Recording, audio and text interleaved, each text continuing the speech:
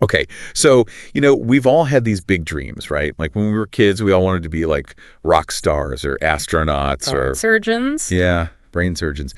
But here's the thing, those glamorous jobs, those don't always pay the bills, right? Like what if I told you the secret to success is actually a little less flashy?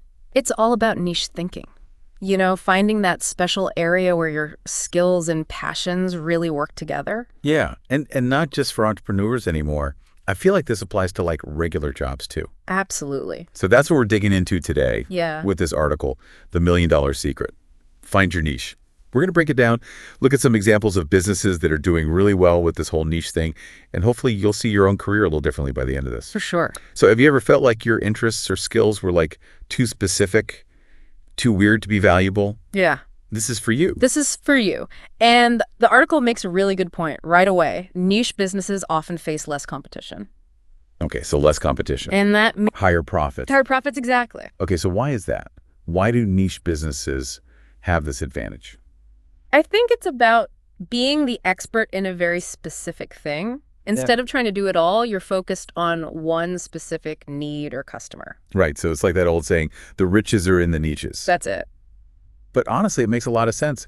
When you think about it, some of the most important services are the ones that are really specific. Totally. Like, think about it. Plumbing, pest control, even that really specific software for your business.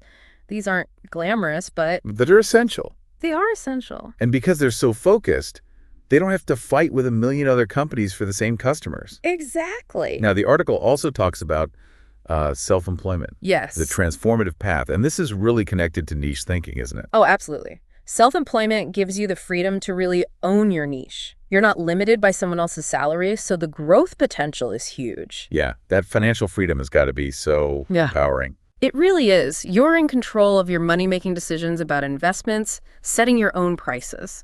And of course, there are the tax advantages of being your own boss. Yeah, I can see why people are drawn to being entrepreneurs. Yeah. Building something from nothing, creating something that's really yours. It's super appealing. It is. And it's becoming so much easier these days, even if you're not starting a typical, storefront business. The gig economy has really changed things.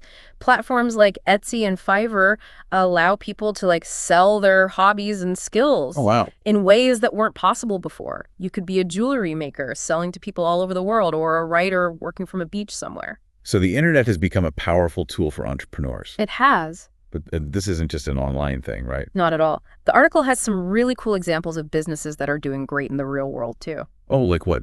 Give me some examples. Okay, so think about sustainable fashion. People are making clothes that are stylish, but also good for the environment. Or localized digital marketing agencies that are specifically helping small businesses. Even something as simple as mobile pet grooming for busy people in the city. Those are such good examples. It seems like the key is finding a market that's not being served and then making something that meets that specific need. Exactly. You got it. They're not trying to be everything for everybody. They found their lane and they're killing it. This is so inspiring, but we have to be real here. Building a successful business, even in a niche market, is a lot of work. Right. You're not just punching a clock. You're building something from scratch. It takes a lot of integration. So it's not just about finding your niche, but being willing to put in the work to master it. Yeah. It's about building a good reputation, being known for quality and reliability. You need to consistently deliver value over time. The article used the example of skilled tradespeople like electricians, carpenters, mechanics. These are people who often build incredibly successful businesses, even though they don't always get a lot of attention. And think about the impact. Those skills can be passed down, creating wealth and stability for families. It might take time, but the potential payoff is huge. Now let's talk about the internet again, because it really has changed the game for niches, hasn't it? Oh, yeah. The digital age has given people a platform to reach specific audiences in ways that were never possible before. It's like a whole new world where you don't need to be massive to be successful. Exactly. Think about micro-niche influencers, like a fitness coach who focuses specifically on women over 40 building a following online. Or subscription boxes for specific interests, like vegan snacks or forums for people who collect vintage stamps. The possibilities are endless, and this is all really relevant today, especially with the changes we're seeing in the job market. Okay, so how does this all connect to the way work is changing? Well, we're seeing a rise in freelancing, remote work, contract-based work. And while this new world can be uncertain, it's also a huge opportunity for those who can adapt and thrive in niche markets. So finding your niche isn't just about following a passion or making money. It's becoming essential for financial security and independence in a world that's changing so quickly. You got it. And the good news is that the tools and resources for building a niche are more available than ever before. So where do you even begin? If someone's listening to this and thinking, okay, I'm ready to find my niche, Yeah. what's the first step? Well, it all starts with you. Think about your skills, your interests, your experiences. What are you good at? What do you actually like doing?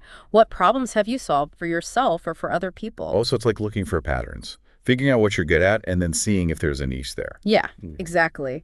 And don't be afraid to get really specific. The more specific you are, the less competition you'll have. It's better to be a big fish in a small pond, right? Right. Okay, so let's say you have an idea for a niche. How do you know if it's actually going to work? That's where validation comes in. You need to make sure there are people out there who actually want what you're offering. Talk to potential customers, do some research, and see if there's real demand for your product or service. And the internet is great for that kind of research, right? Social media forums, industry websites, even just looking at what people are searching for online. Absolutely. And don't be afraid to experiment. Try different things. The key is to be open to feedback, learn from your mistakes, and always be improving what you offer. So it sounds like you're saying even if you're not starting a business, you need to think like an entrepreneur. Yeah, I think so. It's about being proactive, taking charge of your career, and always trying to add value. Those are good skills to have no matter what you do.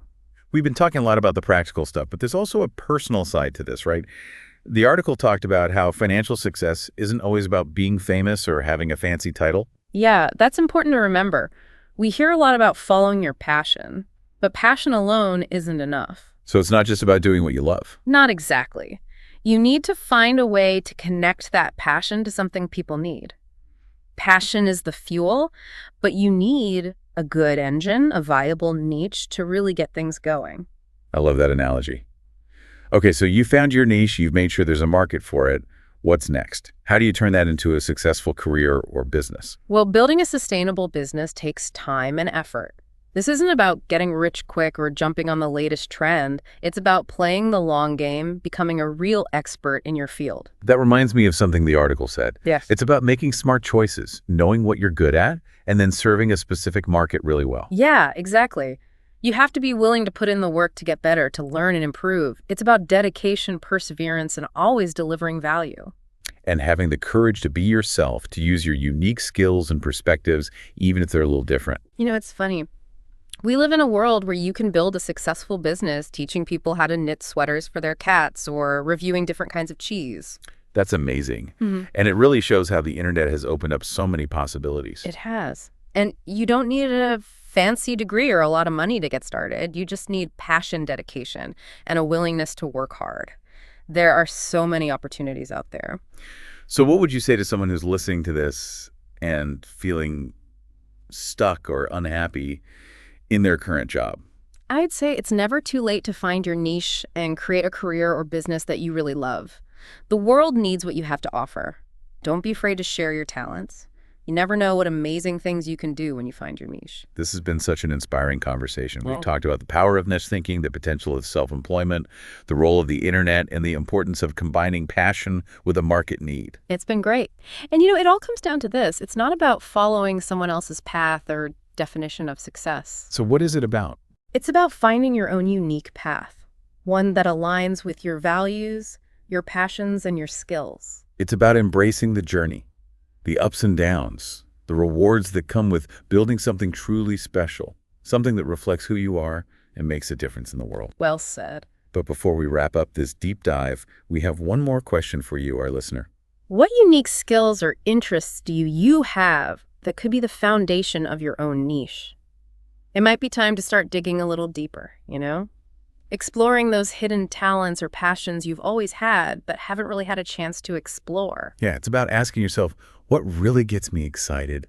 What makes me lose track of time? What problems do I see that I could help solve? And don't be afraid to think outside the box. Your niche doesn't have to be something traditional or something that everyone understands. Like we were just saying, knitting cat sweaters or reviewing fancy cheese.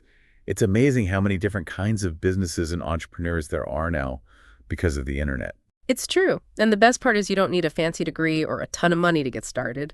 Just passion and dedication and a willingness to put in the work. So if you're listening to this and feeling stuck or unhappy with your job, remember this. It's never too late to find your niche and create a career that you actually love. Yeah, the world needs your talents and your ideas. Don't be afraid to share them. You never know what amazing things you can achieve when you embrace your niche and focus on doing great work. This has been such a great conversation. I hope everyone listening is feeling inspired and ready to take action. Me too. Remember, finding your niche is just the first step. You need to nurture it, grow it, and always deliver amazing value to your audience. Become the expert, the person people trust, the go-to person for what you offer. So go out there, be yourself, and start building something amazing. The world is waiting. And that's a wrap on another deep dive. Thanks for listening, and we'll see you next time.